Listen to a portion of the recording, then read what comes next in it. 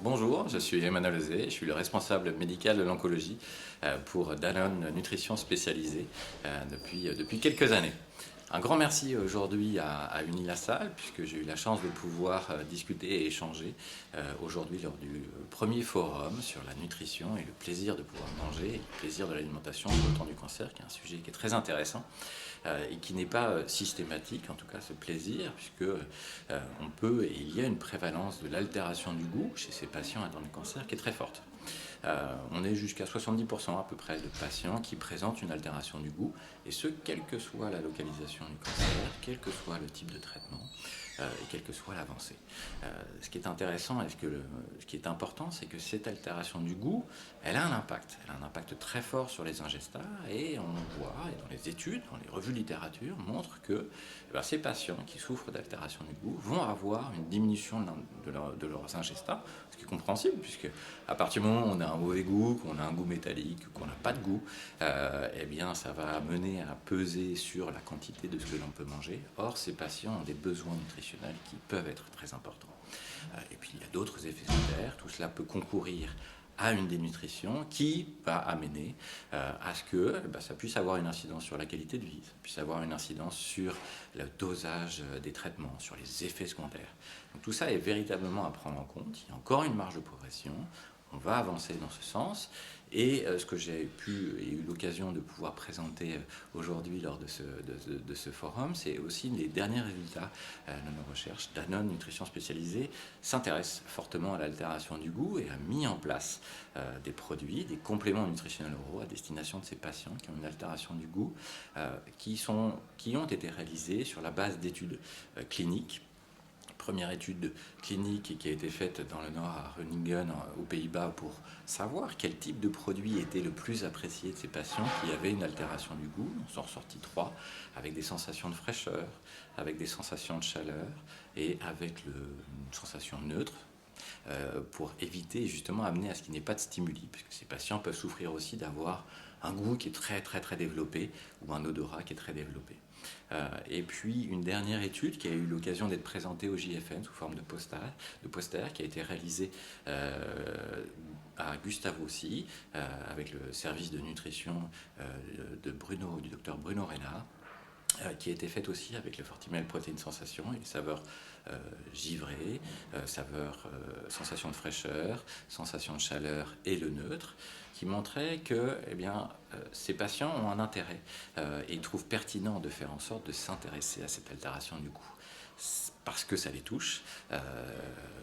C'était pas dans le cadre de l'étude, mais on peut penser cela. En tout cas, il y a un intérêt fort de pouvoir avoir des produits de nutrition médicalisée qui sont aussi dédiés à cette difficulté qu'ils ressentent au quotidien. Ces résultats montrent, donc, en dehors du fait que cette considération est forte, quand on leur fait tester ces produits, et après les avoir fait tester, on se rend compte qu'il y en a la sensation fraîcheur, le Fortimel Protein fraîche givrée a un bon score d'appréciation, c'est-à-dire que ces patients ressentent ce goût et trouvent qu'il est important et qu'il est agréable dans ce cadre de l'altération du goût. Le Fortimel Protein neutre aussi apparaît et est mis en avant en ce sens où, avant de l'avoir testé, le concept, les patients se disent que ça peut être intéressant, mais il n'y a pas une majorité, tandis qu'on a une majoration, en tout cas, de cette appréciation une fois que ces patients auront testé le produit. Pour la sensation de chaleur, les résultats de l'étude n'ont pas été les mêmes que pour les 2 premiers, mais ça s'explique aussi par le fait que c'était une majorité de patients atteints de cancer ORL qui souffrent déjà d'inflammation buccale et pour lesquels il y a cette sensation de chaleur qui est omniprésente de par cette inflammation. Et c'est tout à fait compréhensible que chez ces patients, ce concept de chaleur ne puisse pas faire l'unanimité, c'est tout à fait normal. Pour autant, sur l'étude précédente qui avait été faite en Hollande, cette sensation de chaleur était ressortie aussi comme étant appréciée par les patients à partir du moment où on a plein d'inflammation en bouche. Danone a commencé, et Danone Nutrition Spécialisée s'intéresse, comme je vous l'ai dit, à cette altération du goût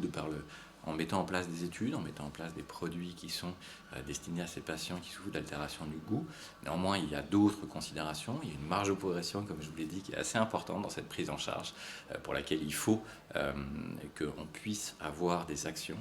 Ça passe à la fois par de la recherche médicale, mais aussi de la formation, de la recherche médicale pour trouver des innovations et de nouveaux produits à destination de ces patients, bien avec des effets secondaires. La masse musculaire, la sarcopénie sont des choses qui sont importantes, mais aussi de la formation et de la formation des professionnels de santé,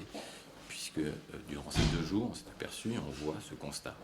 que l'ensemble des personnes qui travaillent auprès des patients, l'ensemble des professionnels de santé, ne sont pas tous formés, n'ont pas tous la connaissance. Si on n'a pas la connaissance, on n'en parle pas. Si on n'en parle pas, le patient ira se renseigner ailleurs. Et il peut y avoir des dérives. Ça, c'est pour l'hôpital. De la même façon, en ville, on a vu que la place des professionnels de santé en ville était très importante. Et donc, on souhaite, et on met toutes nos actions et nos forces aussi dans cette formation auprès des acteurs de santé en ville, que sont les pharmaciens d'officine, que peuvent être les médecins généralistes, et les infirmières, qui font à la fois infirmières de ville, mais aussi infirmières à l'hôpital, et les infirmières en pratique avancée, qui sont un métier tout à fait récent et très porteur. Merci.